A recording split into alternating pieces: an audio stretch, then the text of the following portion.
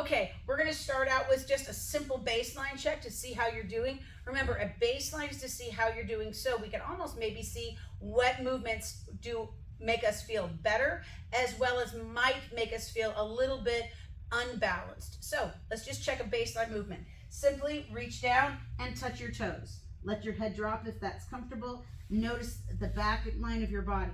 If you can't comfortably touch the ground, I want you to bend your knees to be able to give yourself the best forward fold you can. And then bring yourself back up. Even notice what it feels like to bring yourself upright again. So you've checked your baseline. You've seen what your body sees. You know what your body knows, and you know where you're starting. Let's get moving. We're going to start with about 10 breaths. And then we're going to move into eye movements and to head movements. And then we're going to do some contralateral movement as well. So put your tongue against the roof of your mouth, mouth closed, and let's breathe deeply through our nose, moving into our diaphragm. You can have your hands down, legs out, whatever is most comfortable for you.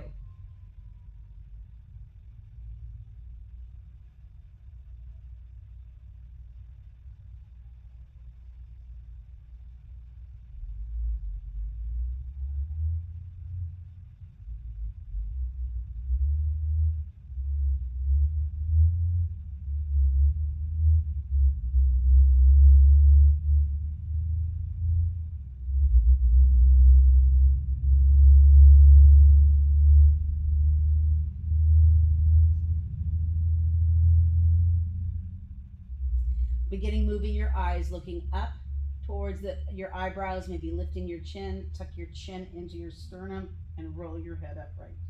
Just nod your head. Continue with your tongue against the roof of your mouth and your mouth closed, and be careful not to move into pain. You might bump up against it, but we're not trying to push through the pain.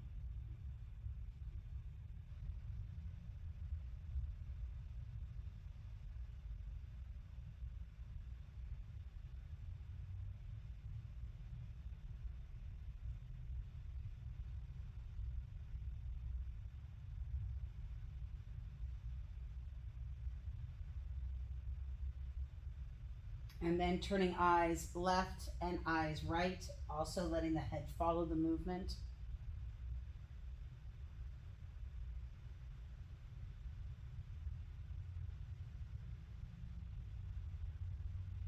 Remember, go as slow as it's comfortable. And again, you're looking for how your body just moves and acquires this movement. Still keeping your tongue against the roof of your mouth, mouth closed.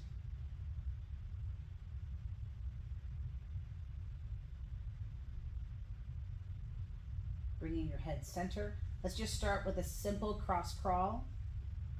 Remember, a cross crawl is really a contralateral movement, giving your body the best connection to both right and left sides of your body. Let's increase this load just a tiny bit by bringing the arms up overhead, and now touch your right hand to your left knee, left hand to your right knee. If there's any tenderness or pain in your shoulders, you can start with your arms a little bit lower. Let's increase this movement by adding in the dead bug. Now the dead bug helps to connect us to the front line of the body. And if we've had issues in our back, this can be part of that. We can help our back by connecting first to our front. So we're going to bring our right arm overhead as we extend the left leg out. And then the left arm overhead as we extend the right leg out. Notice I'm not letting my leg drop. Right now, I'm just trying to find an even movement pattern. No matter what sport you're in, you're going to work both sides of the body in opposition to each other or in contralateral patterns. The body is designed like an X, and that X needs to work together through the midline of the body.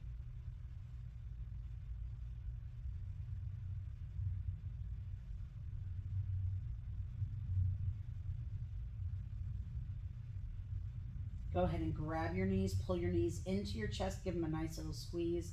You can rock side to side to feel your back feeling more mobile.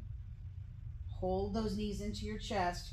and then take your arms out wide to a T. Keep your tailbone slightly off the ground as you drop your knees to your right and to your left. You're trying to kind of not allow your opposite shoulder to move with your arms or come off the ground as you drop your knees in opposition to the way the knees are going. So as I move to my right, I want to keep my left shoulder down and vice versa.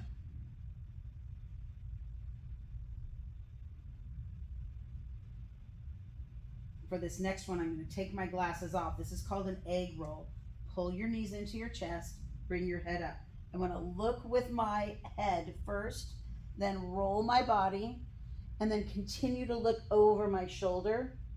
Then look back up to my right shoulder, bring my legs up, keep looking to my right as I roll all the way to my right side.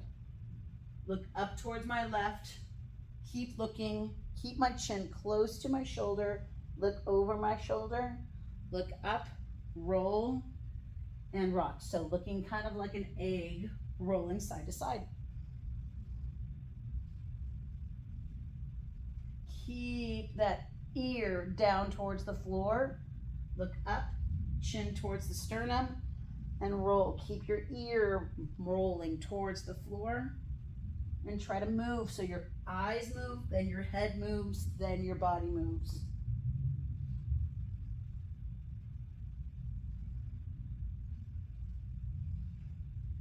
From this position, we're going to come right back up.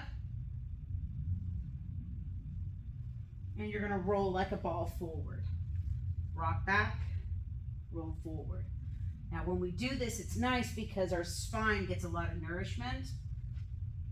If you have a hard time, you can just drop back and come back up. You don't have to rock all the way back. You can rock back as best you can.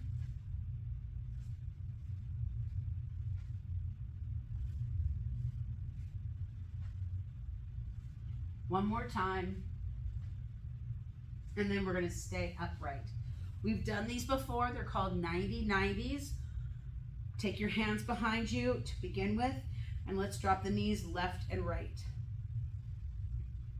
So when we move those knees right and left, left and right, we want those heels to stay on the ground, not our feet to stay flat as best we can. So we get as much rotation then around the hip as we can. And notice my legs aren't too close together. I want my knees far apart so they're creating a 90 degree and a 90 degree. Two more. Now I'm going to add my eyes and my head, make it a little bit more. Turn my head and then my legs. Look back over my shoulder and then go to the other side.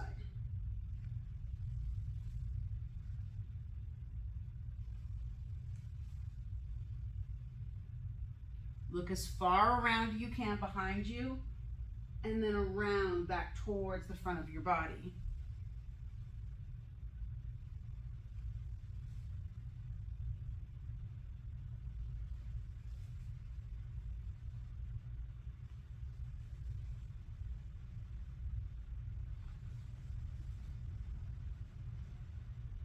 And then we're going to come all the way up. And our hands are going to be out in front. Let's start with our toes pointing back and then coming forward. We're just going to do a regular knees rocking. The beauty of knees rocking is it helps you learn how to focus on your breathing, not just your moving. And you can feel the weight of your body in your feet, your knees, and your hands, as well as your shoulders and your hips. So it's very contextual. It gives you a lot of information about how your body's doing. Keep that mouth closed, tongue against the roof of your mouth. Continue to breathe deeply and gently through your nose. Curl your toes under. Feel the spread of those toes. Remember, our big toe and our toes are super involved in our ability for speed and for bounding.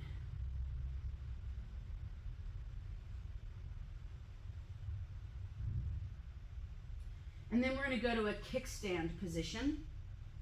Take one leg out and sink back and hold. Now my toe is staying under behind me. so that you can see I'm working in less knee flexion. If I want more, I can sink all the way back, keeping my head and chest up. Notice I'm not collapsing in my upper back.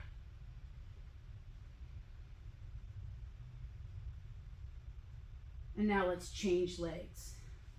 Bring my right knee in, start with my toes curled under, and you can feel this stretch on the inner thigh. So our muscles to our inner thigh are very integral in our running. They stabilize our hips and our pelvis.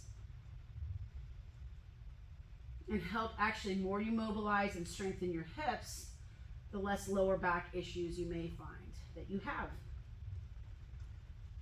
And then point your toe back. You can go back a little deeper.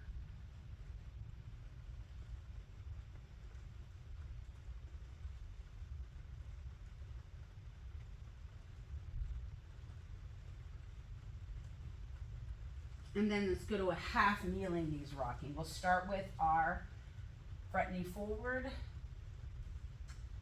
and the hands on our hips. And then let's get a little bit lower, hands on the ground. You can feel how that shifts the weight further back into your leg. Then let's move the foot about half the distance back towards your front knee, or your back knee rather. And I hear my heel is coming up, and I'm getting a little bit more motion in the front of my knee.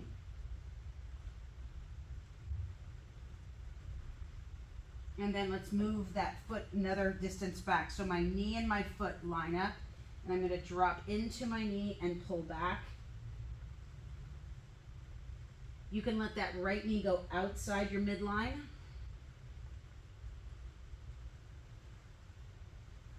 And then let's shift back to the second side. Knee rocking, half kneeling. Body's nice and tall, chest is lifted. And then go to your hands on the ground.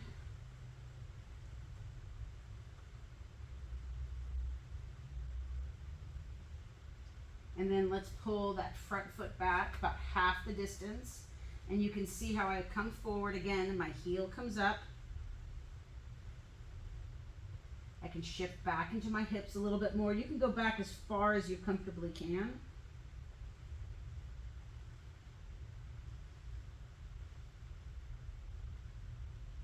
And then let's go one more position, toe in line with knee.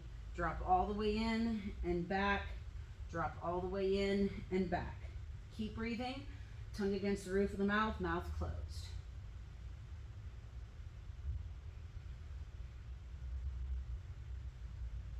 And then let's come back to all fours. Sink back, nice and long. Take your right hand, look up towards your left shoulder, reach through, and then back to center. Take your left hand, look up towards your right shoulder and reach through, and then back to center. Reach. Exhale, and back to center, and reach, and back to center. One more time here, and last time here. Now we're going to go up.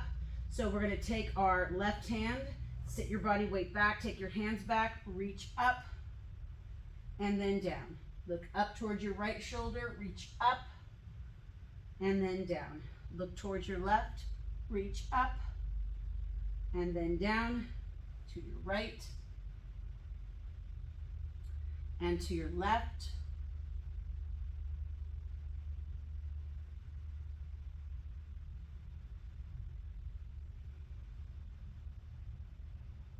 Last time here.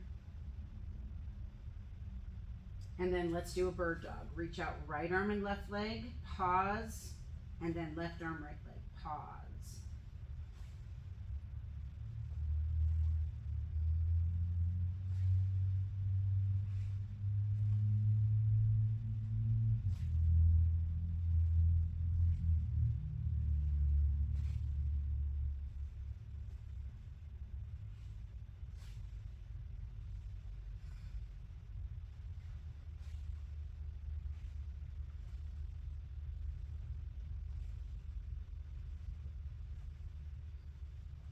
So let's walk our hands back to our knees, roll ourselves back, and bring ourselves upright. Let's just recheck our baseline while we're here. Let's see if we're good, if we're better, or if we're at our best now.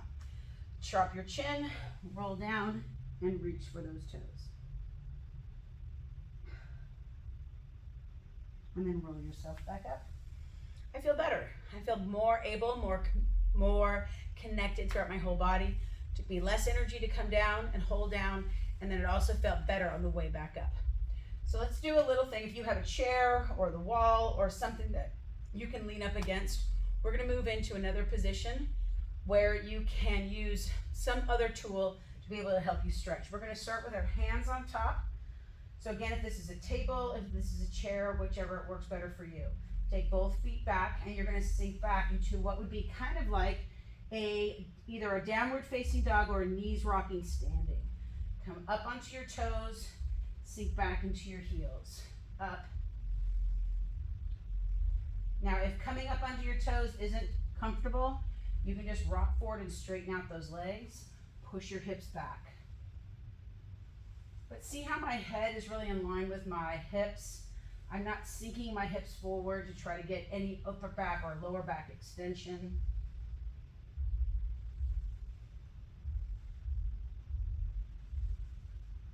And I'm still breathing with my tongue against my roof of my mouth. Now let's bring one foot forward, kind of like a single leg knees rocking. I'm just rocking back and forth.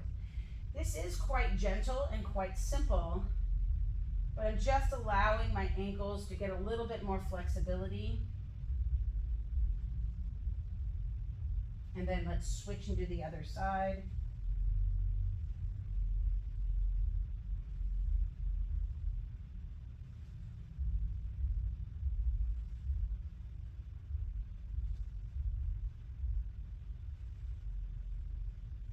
And then let's go all the way back.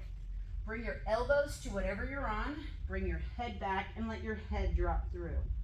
And just feel that stretch in the upper back and shoulders. Breathe.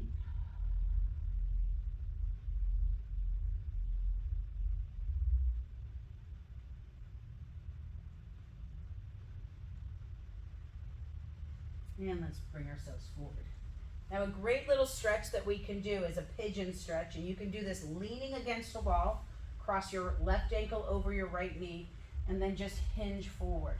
You're thinking about bringing your body weight forward, not in towards your thigh.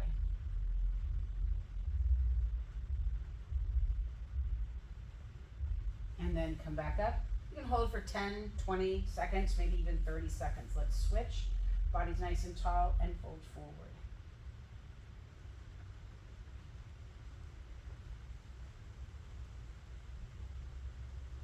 And then come back up. We can do the same thing on top of whatever you're standing in front of, the chair or the table or whatever. Take your leg and place it up and just hold, and then you're bringing your body weight forward.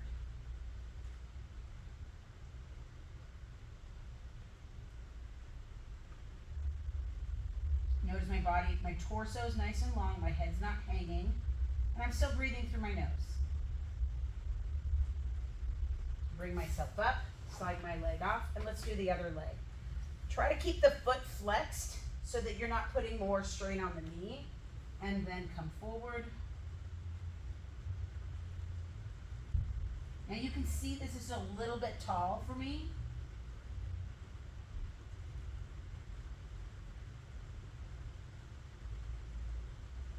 And then come back up. And then let's do a standing hamstring stretch.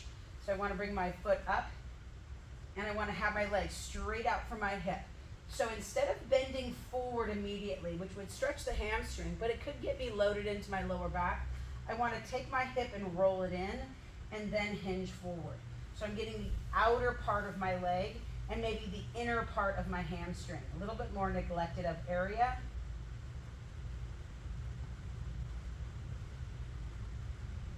And then come back up. And again, bring that left leg up, stand nice and tall. Instead of just moving from the foot, I'm moving the whole hip in as if it's one piece. and then I'm pulling my hips back as I come forward. I'm not placing any weight on my leg. And I want to kind of think of a long, like I'm pulling toward the front of my foot instead of just dropping in towards my knee. And then come back up. And then we've got one of the best stretches that you can do for just about any sport, and it's referred to as the couch stretch. You're going to place your knee up, down on the ground with your toe pointing up as best you can, and then just sit as tall as you can.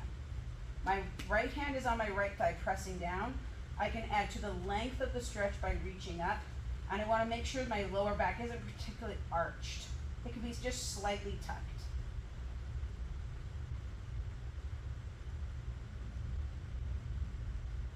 Coming out of it, just drop my back foot down, and let's come into the second side so you can see it a little bit better. So I want to have my knee as close to the wall or the couch or the chair as I can. Reach up, and my tailbone as comfortably tucked as I can.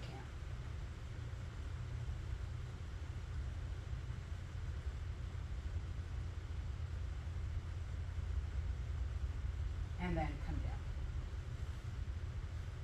Good. Let's just come down to a nice simple seated stretch with our feet bowed, or our feet together and our knees bowed. Hold the ankles and use the elbows to slightly press into the knees and tip forward. So again, I'm not trying for the ground necessarily. I'm just pulling my body weight forward.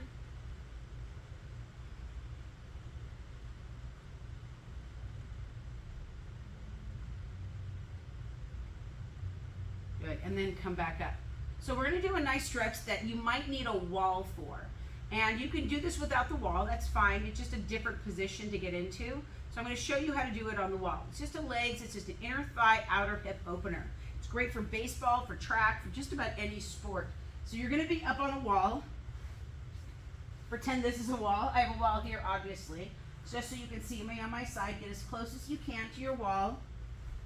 And you're going to be doing essentially the same movement with your hands inside of your knees. Now you're going to let gravity do the work here. And just let the weight of your feet drop through and your weight of your knees drop out. Now you can extend one leg and just feel the stretch onto one leg, or you can extend both on the wall and see if you can hang out there too, which is a bit bigger of a stretch. Now you're letting gravity open up those hips. Let's take those arms to a 90-degree position, kind of like the shape of an H. And you're going to slide your elbows over your head and pull your elbows down. You're just going to try to keep your rib cage on the ground. Don't let your back arch as you raise your arms overhead. And keep your forearms connected to the ground as much as you can as well. So while we're affecting the change on the inner thigh, we're also affecting change in the upper back and shoulders, kind of getting a benefit of two nice movements, kind of taking tension out of our hips, lower back, and our neck and shoulders.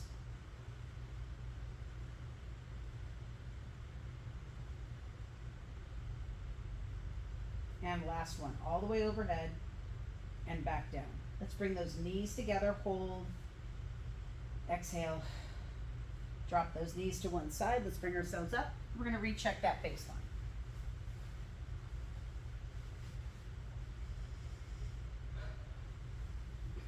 Much better.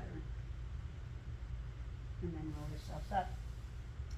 I hope this simple practice of some easy movements, some mobility, some lengthening movements, and some held movements will really feel like you've impacted your wellness and your health and your movement. Give it a try, do it again tomorrow or the next day, and you can give yourself the best feeling you can when you actually add motion to the body. Because remember, motion is a little bit like lotion to the body. It smooths things out. Have a great day, guys.